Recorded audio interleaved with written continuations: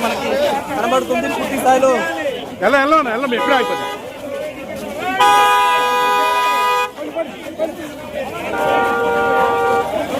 Medical కాలేజీల్ని private పరం చేయాలనేసి ఈ రాష్ట్ర ముఖ్యమంత్రిగా ఉన్న చంద్రబాబు నాయుడు గారు నిర్ణయించడం నిజంగా చాలా దారుణం. అసలు ఈ దేశంలో ఏ ముఖ్యమంత్రి చేయనట్టుగా ఈ విధంగా చేయడం నిజంగా ఒక దుర్మార్గకరమైన చర్య.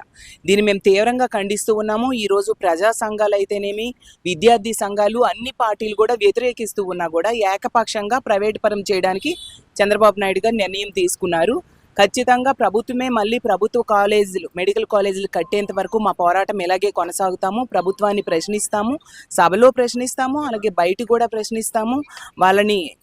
వాళ్ళు మళ్ళీ ఈ ప్రైవేటైజేషన్ ఆపి ప్రభుత్వమే కట్టేంత వరకు కూడా మా పోరాటం కొనసాగుతుంది. ఇంకో విషయం ఏంటంటే, అసలు చంద్రబాబు నాయుడు గారు ఈ ప్రభుత్వ మెడికల్ కాలేజీలు ఎందుకు ప్రైవేట్ పరం చేద్దాం అనుకుంటూ ఉన్నారు అంటే, ముఖ్యమైన కారణం అతను 3 సార్లు ముఖ్యమంత్రి గతంలో అయినా కూడా ఒక్క మెడికల్ కాలేజీని కూడా కట్టని పరిస్థితి.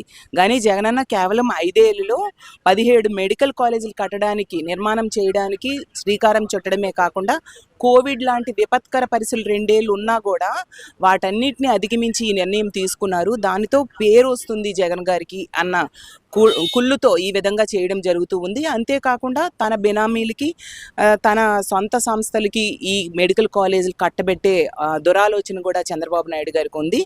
విజనరీ అని చెప్తారు, కానీ నిజమైన విజనరీ ఎవరైనా అంటే అది జగన్మోహన్ రెడ్డి గారే. ఎందుకంటే కేవలం 5 ఏళ్ళలో 17 మెడికల్ కాలేజీలు కట్టాలి, పేద విద్యార్థులకి ఉచితంగా వైద్య విద్య అందించేట్టుగా చేయాలి, అలాగే పేదవాళ్ళకి, మహిళలు అయితేనేమి, అలాగే చిన్నపిల్లలు, పేదవాళ్ళందరికీ కూడా సూపర్ స్పెషాలిటీ హాస్పిటల్లో వైద్యం అందాలి అనే ఉద్దేశంతో ఇంత గొప్పగా 17 మెడికల్ కాలేజీలు కట్టడానికి నిర్ణయం తీసుకొని అతను ముఖ్యమంత్రిగా ఉన్న టైంలోనే 5ని ఆరంభించడం జరిగింది. ఒకటి ఎన్నికలైన వెంటనే ప్రారంభించడం జరిగింది. కాబట్టి జగన్మోహన్ రెడ్డి గారు ఎంత మంచి నిర్ణయం తీసుకున్నారు. చంద్రబాబు నాయుడు గారు సంపద సృష్టిస్తారు అని చెప్పుకుంటూ ఉన్నారు. ఇలా మెడికల్ కాలేజీలు అమ్మేయడం సంపద సృష్టి అని నేను అడుగుతూ ఉన్నాను. సంపదని అమ్ముకుంటూ ఉండే పరిస్థితి కనిపిస్తూ ఉంది. కాబట్టి ఎట్టి పరిస్థితుల్లో మెడికల్ కాలేజీలు అనేవి గవర్నమెంటే కట్టాలి. దానికి కావాల్సిన నిధులు కూడా జగన్మోహన్ రెడ్డి గారు నాబార్డ్తో అయితేనేమి, సెంట్రల్ గవర్నమెంట్తో, రకరకాల సంస్థలతో టైఅప్ చేసి ఆల్రెడీ ఏర్పాటు చేసి ఉంచారు. కాబట్టి ప్రైవేటుకి అప్పచెప్తే మేము ఒప్పుకోము. దీన్ని మేము తీవ్రంగా వ్యతిరేకిస్తున్నాము. అన్ని ప్రజా సంఘాలు, విద్యార్థి సంఘాలతో పెద్ద ఎత్తున పోరాటం చేస్తామని తెలియజేస్తున్నాం. ఈరోజు బైపీసీ చేరిన ప్రతి విద్యార్థి తీవ్రమైన కోరిక ఏంటంటే డాక్టర్ అవడం. ప్రతి మధ్యతరగతి మరి పేద విద్యార్థుల తీరని కోరిక. అది కోరే విధానం ఒక్కటే, గవర్నమెంట్ కాలేజ్ మాత్రం. స్వాతంత్రం వచ్చినప్పటి నుంచి 11 మెడికల్ కాలేజ్ ఉంటే ఒక జగనన్న గారి ప్రభుత్వంలోనే 17 మెడికల్ కాలేజ్ స్టార్ట్ చేసి అందులో 5 కాలేజీలు క్లాసులు మొదలెట్టడం జరిగింది. ఇది ఒక పెద్ద అద్భుతం, చరిత్ర అని చెప్తాను.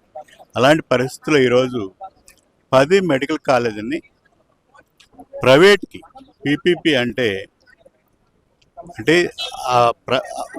ఆ విద్యా విధానాన్ని పేద ప్రజలకు అందకుండా చేయడం ఒక్కటే. అంటే ఒక మెడికల్ కాలేజ్ వస్తే ఒక మెడికల్ సీటు 2 కోట్లు, పీజీ సీట్లు 3 కోట్లు, సూపర్ స్పెషాలిటీ 3 కోట్లు, ఇట్లా కోట్ల రూపాయలు ఖర్చు పెట్టి ఏ బీదవాడు చదువుకోగలడు.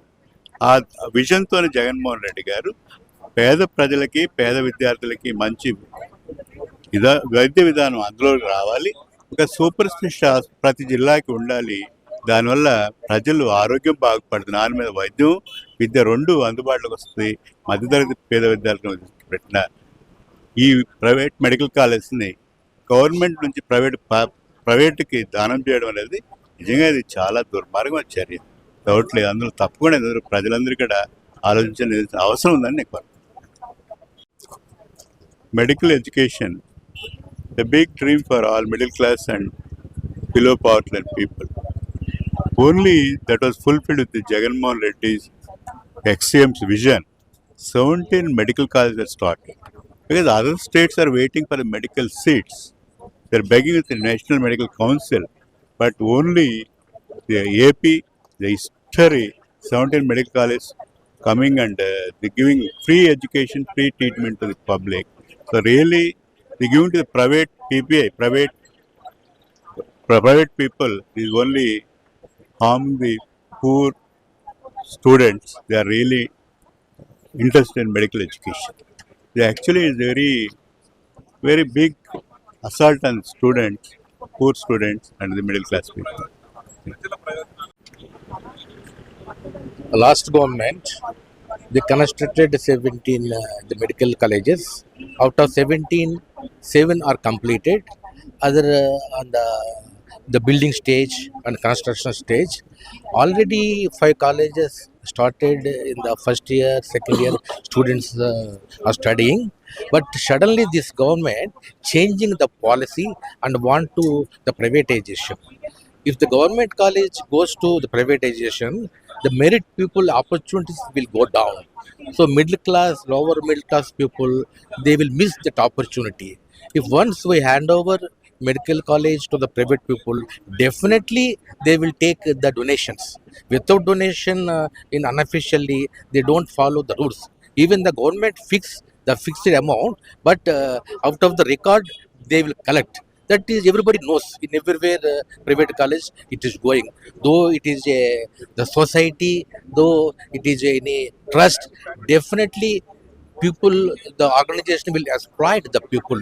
So we are seriously condemning this privatization. Government must run the medical colleges its own. Then only the merit people will continue. The merit will be justified.